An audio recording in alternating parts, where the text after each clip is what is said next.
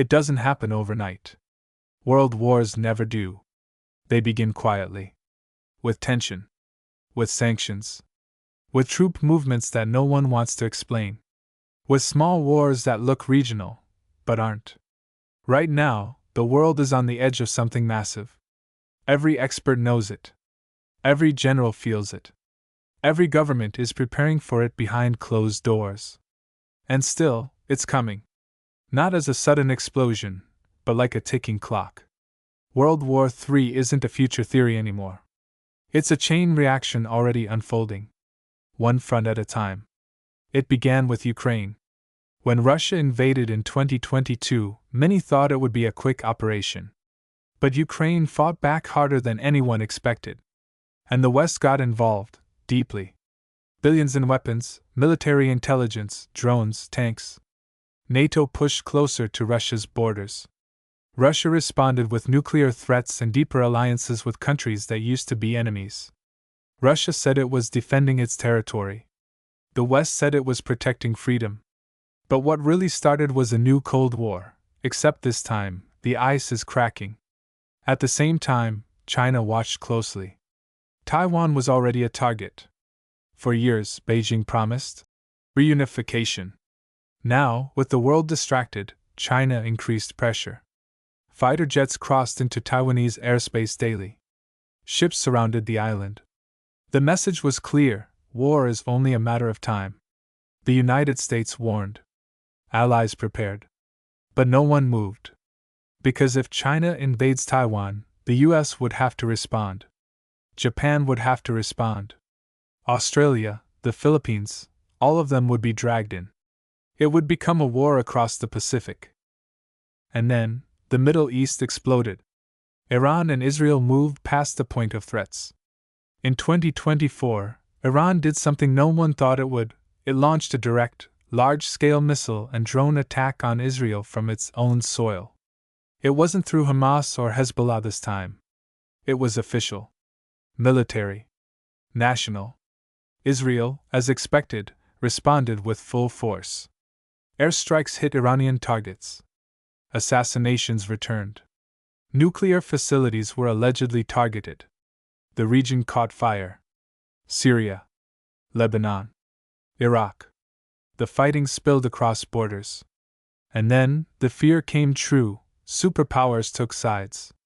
Russia backed Iran, quietly but effectively. Sharing intelligence. Offering air defense systems. Providing diplomatic cover at the UN. China stayed silent, but ramped up military exercises. Their warships moved closer to Taiwan. North Korea tested more missiles. South Korea panicked. Japan armed up. The United States deployed more forces to the Mediterranean, to the Red Sea, to Asia. British and French fleets joined. Airbases were reinforced. Submarines were placed. Stealth bombers were readied. At this point, every superpower is on alert. What's happening now isn't isolated. Each region, Ukraine, Taiwan, Israel, has become a pressure point. And if just one of them collapses, the others ignite. If China takes Taiwan, the Pacific goes to war.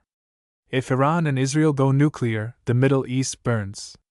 If NATO forces enter Ukraine officially, Russia unleashes its deadliest arsenal. That's what makes this moment different. World War I began with a single assassination. World War II started with a single invasion. World War III will begin with a chain reaction. One miscalculation. One strike too far. One drone that hits the wrong convoy. One missile that lands in the wrong city. One submarine that goes silent. And the alliances will do the rest. It won't be a war of just soldiers. It will be a war of cyber attacks that crash cities. Of AI-powered drones that hunt in packs. Of space-based warfare, where satellites are targeted to blind entire nations. Of hypersonic missiles that cannot be intercepted. Of economic collapse, not just on Wall Street, but in every neighborhood. Oil will stop flowing. Food will vanish. Electricity will flicker. Planes will stop flying. Hospitals will overflow.